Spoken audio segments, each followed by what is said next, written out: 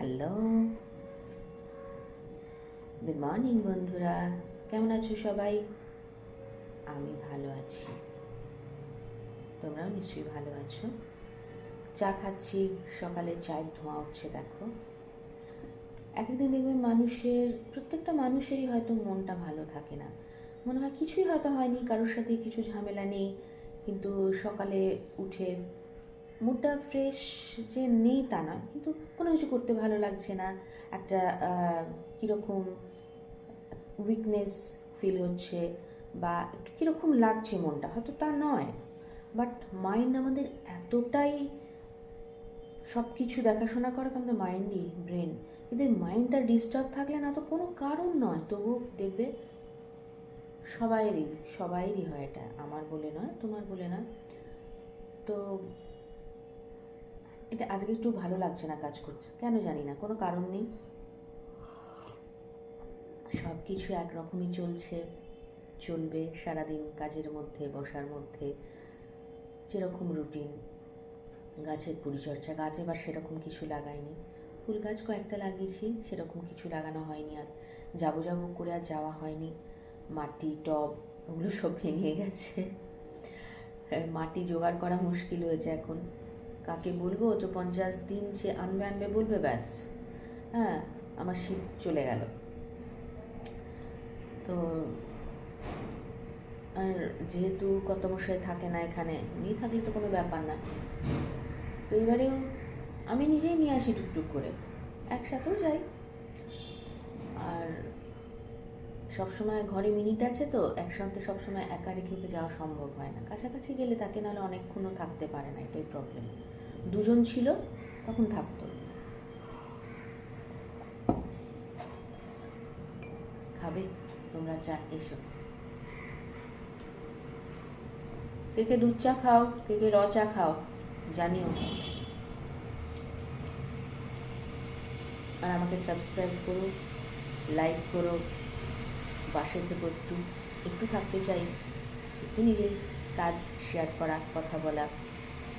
সত্যি বন্ধুকেই শেয়ার করা যায় অনেক কিছু, কিছু বারণ থাকলেও কিছু তো অনেক কিছুই করা যায়।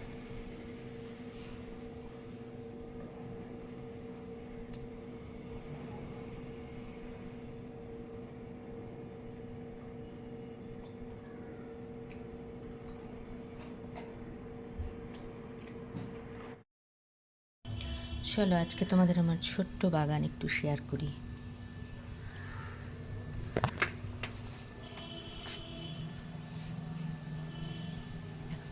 গোলাপ গাছটা দেখো কত পাতা বেরিয়েছে, কুঁড়ি হয়েছে।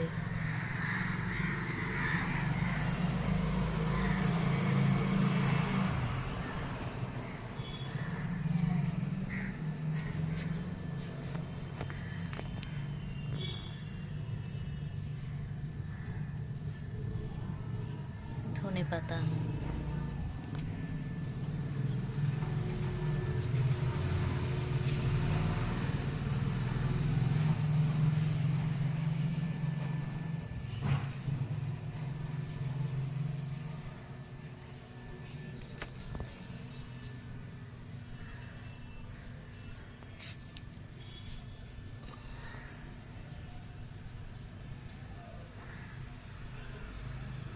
ডালিয়া, দেখো অনেকগুলো কুঁড়ি এসছে।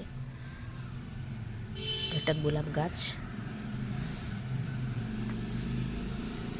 কলা গাছ,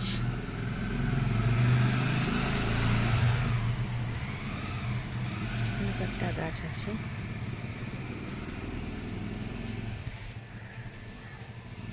ফুল এখনো সেরকম আসেনি।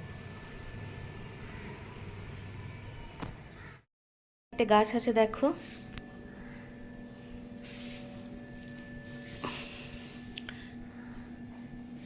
এই গাছটা খুব ছোট্ট ছিল, বেশি বাড়ছে না, আস্তে আস্তে বাড়ছে, খুব লম্বা ছিল। এইখানে একটা গাছ আছে দেখো, এটা অরিজিনাল গাছ।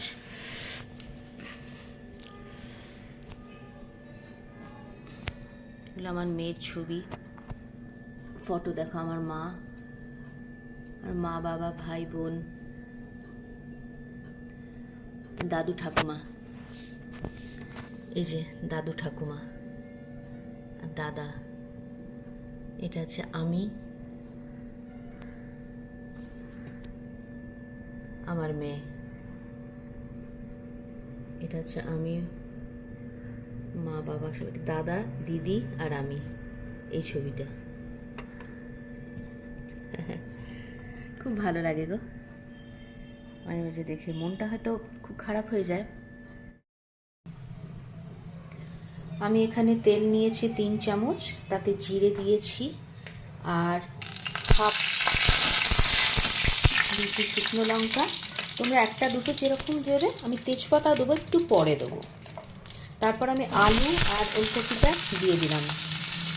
তোমরা সবাই জানো এটা একদম কোনো স্পেশাল রান্না না। ওলকপিটা সেদ্ধ করে নিতে পারো, আমি কচি ছিল বলে আমি সেদ্ধ করিনি, তোমরা অবশ্যই একটু সেদ্ধ করে নিতে পারো যদি মনে করো। আর আলুগুলো আগে একটু ভেজে নেবে, আমি একসাথে দিয়েছি কারণ ওলকপিটা কচি আছে একদম, ভাজা ভাজা হবে, একটু ভাজা ভাজা করতে হবে, ঠিক আছে? একটু ভাজা ভাজা হলে আমি টমেটো দেবো, আদা কোড়া দিয়েছি, এটা হচ্ছে তেজপাতাটা, আর মটরশুঁটি দেবো, একটু বেশি মটরশুঁটি দেবো, মটরশুঁটিটা দিলে না বেশ ভালো লাগে। তারপর ধনে জিরে হলুদ গুঁড়ো আদা বাটা দেবে, আমি কুড়িয়ে নিয়েছি, অল্পর জন্য আমি কুড়িয়ে নিয়েছি, আর মিক্সিতে বেটে রাখি, শিলেও বাটি অনেক সময়। এটা একটু ভাজা ভাজা হবে কিন্তু ভালো করে। আমি একটু নুন দিয়ে দিচ্ছি, একটু নুন দিয়ে দিলাম যাতে তাড়াতাড়ি সফট হয়ে যায় এবং ভাজাটা তাড়াতাড়ি হয়, কিন্তু সেদ্ধও হবে আর ভাজা ভাজাটাও খুব তাড়াতাড়ি হয়ে যাবে। চাপা দিয়ে ঢেকে রাখবো।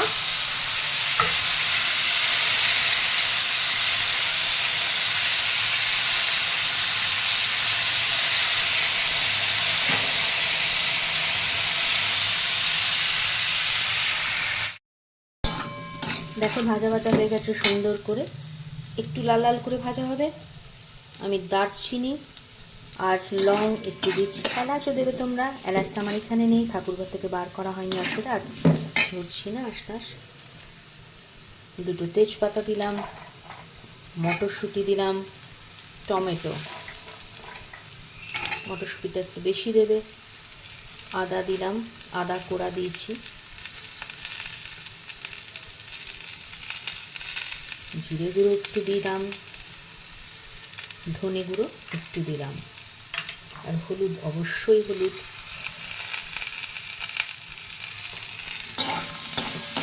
আর কিছু না, এবার নাড়তে হবে। শেষে সেদ্ধ হলে ঘি গরম মশলা দিয়ে, তোমরা হলুদটা আগে দিয়ে নেড়ে নিতে পারো একটু, শেষে ঘি গরম মশলা দেবে তোমরা। আমি ঘি দেবো না, ঘি খাওয়া হচ্ছে, আমি একটু রান্না বান্না করছি, এটা ওটা ঘি খাওয়া হয়ে যাচ্ছে, আমি ঘি দিচ্ছি না।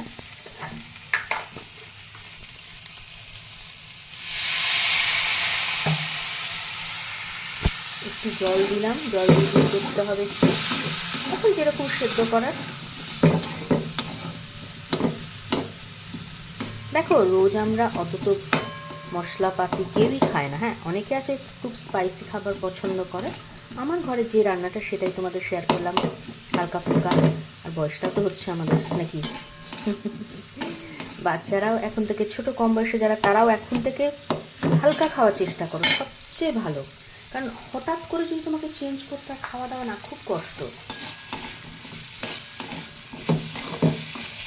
যদিও আমার বাপের বাড়ি শ্বশুর বাড়ি সবই মোটামুটি হালকা, মানে মাঝামাঝি রান্না, কোনো সময় একটু রিচ হতো, রেগুলার, অনেকের আছে খুব রেগুলার খুব রিচ রান্না খায়, সেরকম নয়, সুতরাং আমাদের কোনো অসুবিধা হয়নি। আমার মেয়ে একটুখানি রিচ পছন্দ করে, বয়সটা কম তো, রান্নাটাও ভালো করে খুব।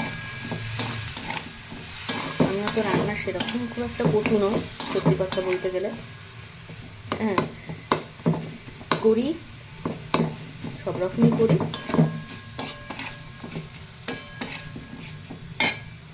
কষতে হবে, জল দিয়ে দিয়ে কষবে, তারপরে ঢাকা দিয়ে দিয়ে দেখবে সেদ্ধ হওয়ার দিন, সেদ্ধ হয়ে গেলে একটু ঘি, একটু গরম মশলা গুঁড়ো অবশ্যই একটু দিতে পারো নিজের মতো, যাতে ঘি খাওয়া চলবে না দেবার কোনো প্রয়োজন নেই, এমনি খেতে খুবই টেস্টি হবে। করে দেখো একবার অবশ্যই।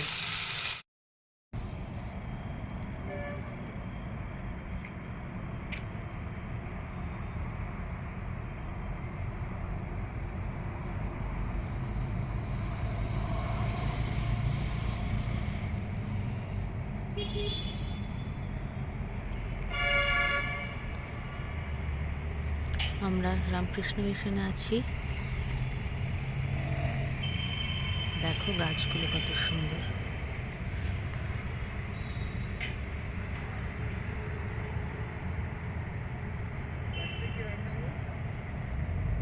কি রান্না হবে?